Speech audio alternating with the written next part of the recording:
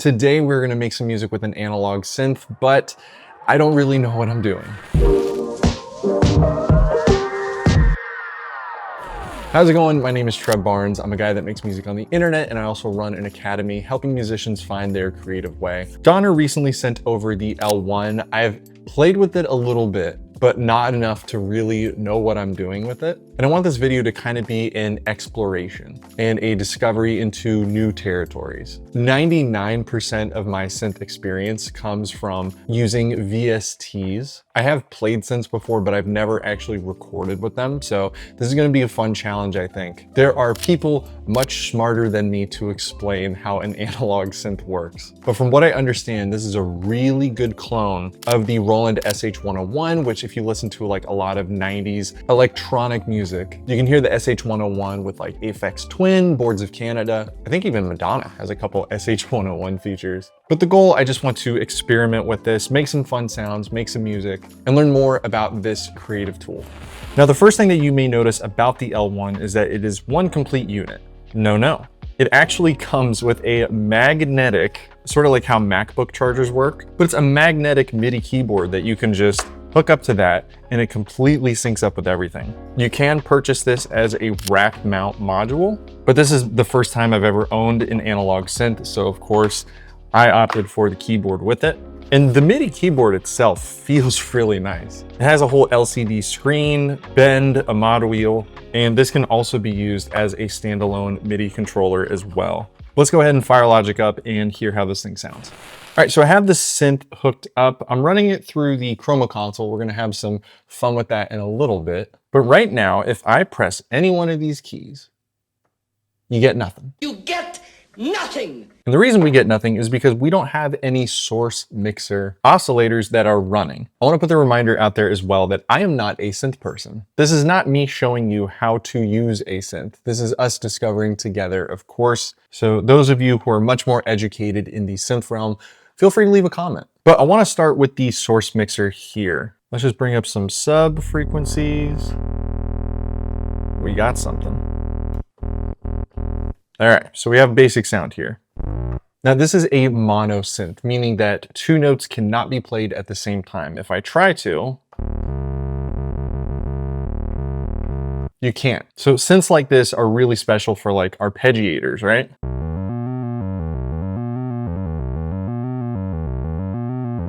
Stuff like that, right? So let's just go ahead and start messing around with some of these controls and just see what we can make out of it. So in the source mixer here, we have 4 different oscillators. This first one is going to be our sub oscillator. Good for really low gritty bass.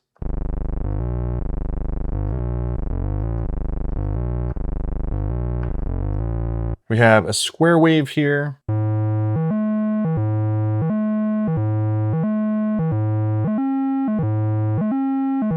We have a saw wave here.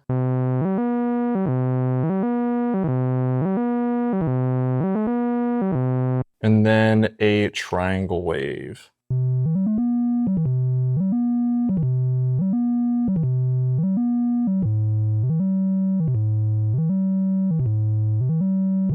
Oh, and one more, I'm sorry. There's also a noise wave, which doesn't this sound great?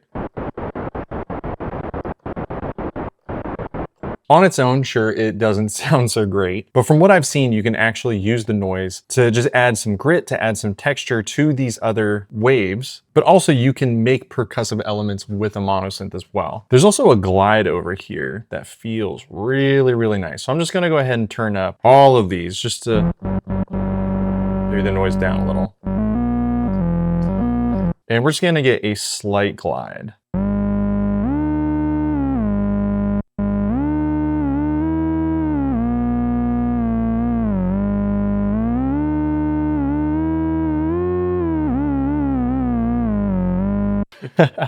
So I think first I want to build some kind of like arpeggiated, I don't know, just something. I want to start using the Chroma console with it and just make something sort of a little more on the ethereal side here. So I'm actually going to use this sequencer right here. And if I hit record, I'm just going to hit a bunch of random black keys. I can actually record everything that I did, and then we're gonna slow that down.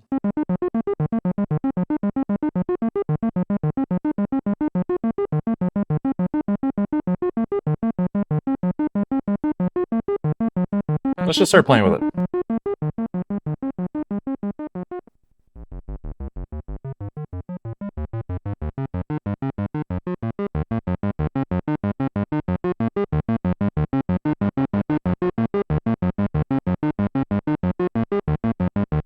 And to me, it's a little too choppy, so I'm gonna move everything over to this envelope too. We're gonna turn up the release a little.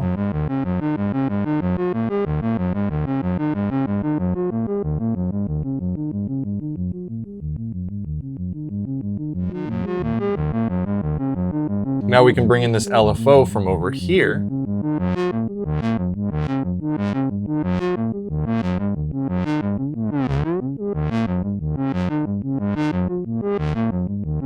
A little too much.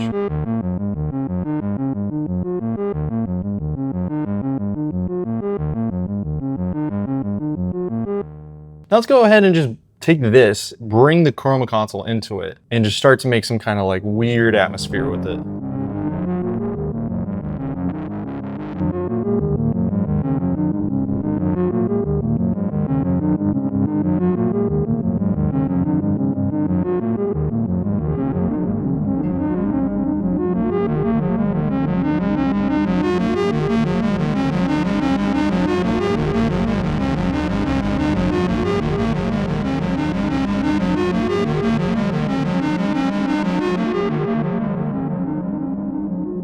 I can definitely see myself getting lost in this because my mind is running. There's just like so many different textures that I can make with this.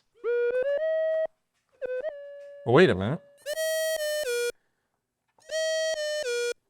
All right, let's try to program some kind of bass here. And don't forget too, we also have a bend wheel on this MIDI keyboard as well.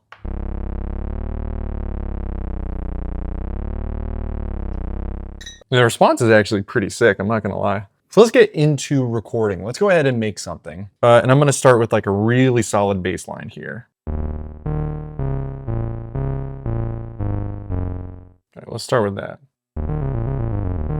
Slow that down a lot. It's like 90.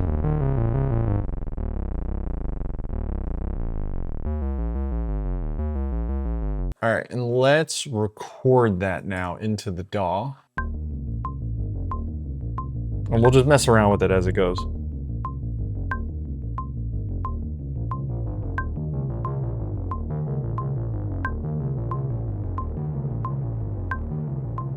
Timing is not perfect, but that's okay because I want to be a little more expressive with what I do here. I'm okay that it's not like perfect, you know? All right, now I want to layer something over top of this. So definitely want to use that glide feature in here.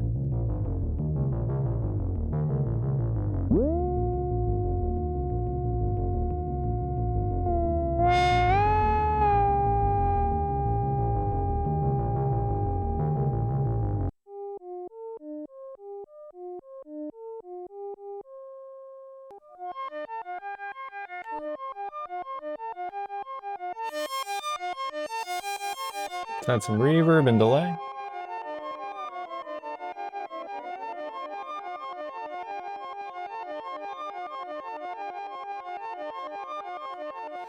All right, let's just see what happens when we mess with this.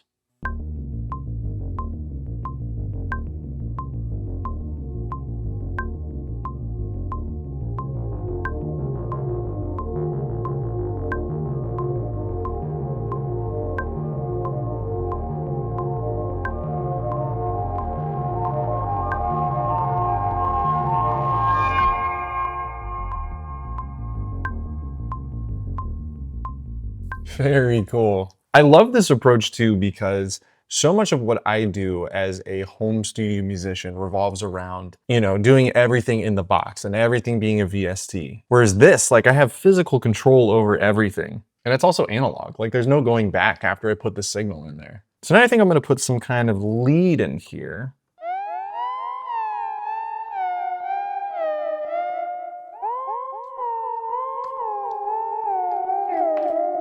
Let's just experiment.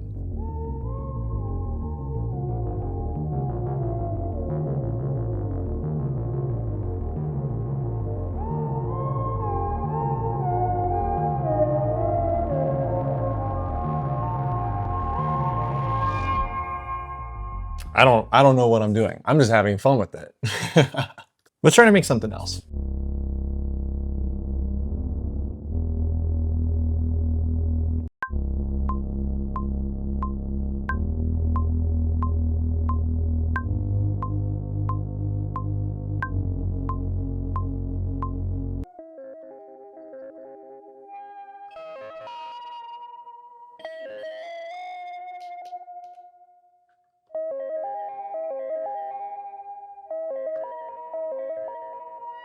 Let's try that.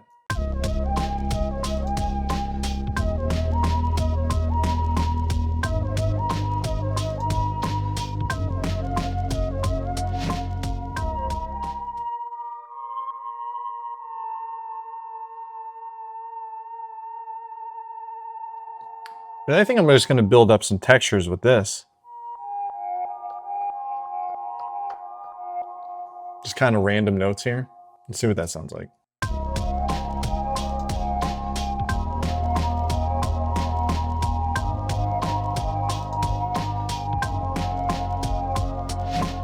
I think I want to double up that bass as well.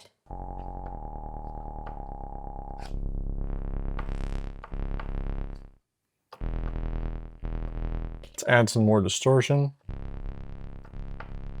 Let's try that.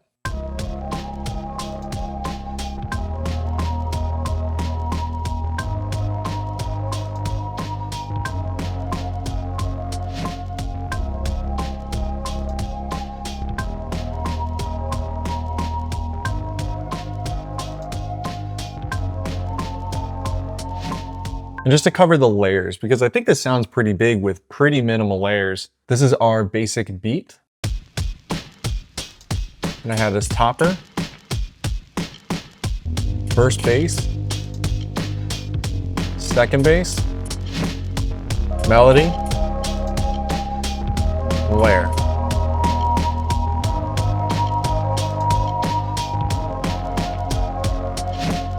Again, the thing that excites me the most about this, it's just like playing guitar or playing drums. It's taking things that normally we experience in here in the box, right? Bringing it out into real life, and I can put my hands on these controls and it's just a different feeling. Like I can't describe it any better than what I'm doing right now. For my first synth, like I think this is the perfect thing to start with. And this morning, just experimenting with this, it feels really good and really refreshing. I don't really have much else to say about this because again, I'm a newbie when it comes to real life analog synthesizers. But I can say I will be using this in my work much more because, again, hands-on. Oh, I love that. If you want to pick up a Donner L1 for yourself, again, link is in the description. Also, huge announcement time. I mentioned at the beginning of this video that I run an online academy helping musicians with their production through one-on-one mentoring, lessons, and a community. I call it the Music Production Bootcamp. My goal is to completely change the way you create and to become a confident producer within 12 weeks. I recommend this program for those who have gotten in the dog, gotten a little bit comfortable, but maybe feel stuck. But we're launching round 2 of this program. So again, if you want to join the waitlist and you want to be the first one to be notified when we're opening up doors, link to the waitlist is in the description. Thank you so much again to Donner for sponsoring this video and sending this over. I hope you guys enjoyed it. I hope you learned something, and I will see you in the next video. Peace.